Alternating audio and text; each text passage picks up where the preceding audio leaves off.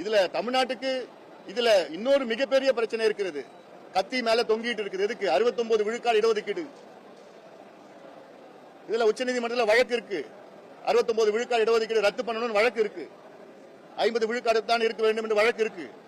அந்த வழக்கை நீங்கள் எதிர்நோக்கி சந்திக்க வேண்டும் என்றால் உடனடியாக ஜாதிவாரி கணக்கெடுப்பு நடத்தி தமிழ்நாட்டில் பாத்தீங்கன்னா பழங்குடி மக்கள், தாழ்த்தப்பட்ட மக்கள், பின்தங்கிய மக்கள், மிகவும் பின்தங்கிய மக்கள் எல்லாம் சேர்ந்து கிட்டத்தட்ட 90-95% இருக்கிறோம்னு நிரூபணம் செய்தாதான் 69 விழுக்காடு இடஒதுக்கீடு காப்பாற்ற முடியும். அது மட்டும் இல்ல, 69 விழுக்காட்டை இன்னும் உயர்த்தி இப்ப பாத்தீங்கன்னா தாழ்த்தப்பட்ட சமுதாயத்துக்கு இன்னைக்கு 18 இருந்து 22% உயர்த்த வேண்டும். பழங்குடி சமுதாயத்திற்கு 1 இருந்து 1.5 விழுக்காடு, பிற்படுத்தப்பட்ட சமுதாயங்களுக்கு 30 இருந்து 45 விழுக்காடு, மிகவும் பிற்படுத்தப்பட்ட சமுதாயங்களுக்கு 20 இருந்து 24 விழுக்காடு. இப்படி உயர்த்தினால்தான் உண்மையான சமூக நீதியை நிலைநாட்ட முடியும்.